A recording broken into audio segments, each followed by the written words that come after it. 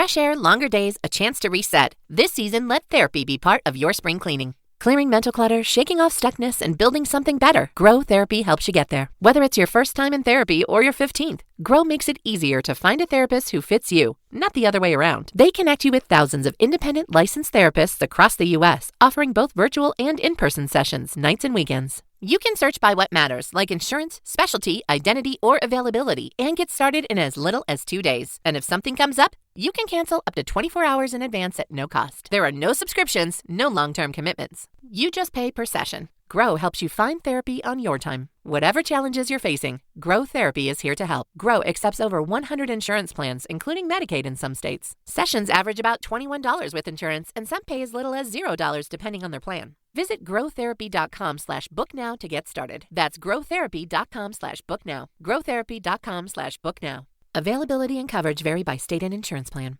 Most people don't realize how much of their personal information is being bought and sold every day. Data brokers are making millions pulling details about you from public records and the internet, then packaging and selling it, usually without your consent. That's how your information lands in the hands of scammers, spammers, even stalkers. It's why you get endless robocalls and why ads seem to follow you everywhere. That's where Aura comes in.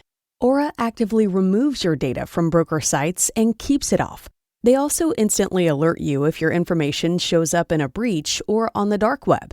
But Aura goes beyond data protection. With one app, you get a VPN, antivirus, password manager, spam call protection, dark web monitoring, and even up to $5 million in identity theft insurance, all backed by 24/7 US-based fraud support.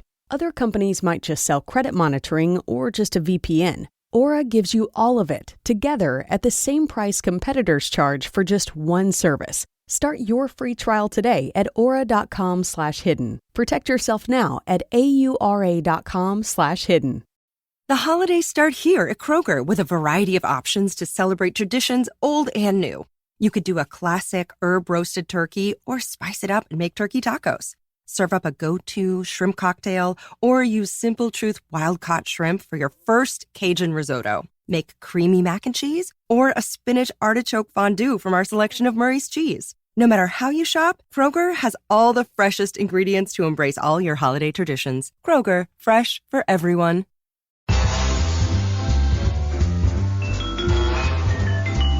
Welcome to the Instagram Stories Flash Briefing. One of the challenges of this show is that when so many articles that have to do with Instagram and social media in general really boil down to politics, it makes me very frustrated and not want to create new episodes of the show. As a result, I just walk away hoping that the news will be different or more interesting later in the day, and that I'll be able to have something to talk about that isn't political.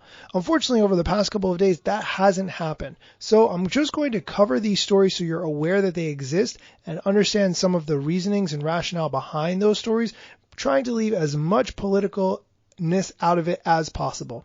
This story comes from TheVerge.com. Facebook and Instagram ban all posts promoting conversion therapy. The practice is outlawed in some U.S. states, and countries around the world is the byline.